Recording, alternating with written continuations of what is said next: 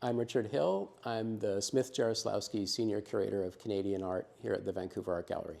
I'm the curator of Emily Carr, Navigating an Impenetrable Landscape, which is going to be opening here on January 25th. So I wanted to take an opportunity to give you a bit of a peek into how this exhibition was organized and how we thought through it curatorially. I was really interested in having the opportunity to do something creative with the form of the exhibition itself, to link the form to the idea that I was trying to explore. That meant it was quite valuable to have this foam core model, which was created by our preparators, and it gave me a chance to move things around. I got scale images of all of the works that I was considering, and it helped me move them around on the wall, try out all sorts of different things very quickly and easily without bothering anybody else, without having to deal with real objects. And so that's what I did, and in fact the preparators even created a mini me, a little Richard as they call him, to provide the human scale.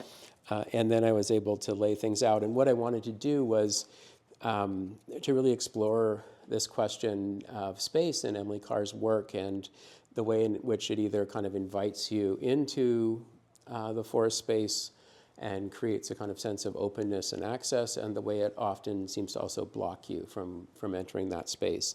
And so I thought that the most compelling way to present that would be to bring a lot of the very dense forest works together on the wall and hang them as tightly as possible, and then contrast on the far wall with a single work, a scene of a clear cut from later in her career, where you see the landscape is very open, but at the same time also it's a very wounded landscape.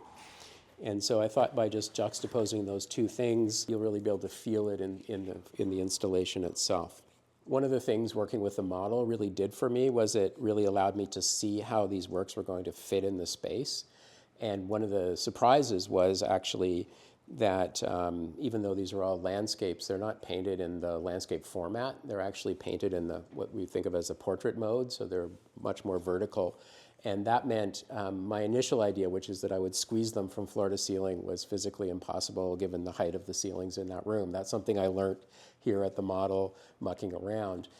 And so I had to come up with some other way of packing them in. And we tried all sorts of different things. In fact, this isn't the final version. The final version came out of working in SketchUp on a computer. And probably the final version will happen in this space when we really see what these actual physical objects are like when we bring them all together.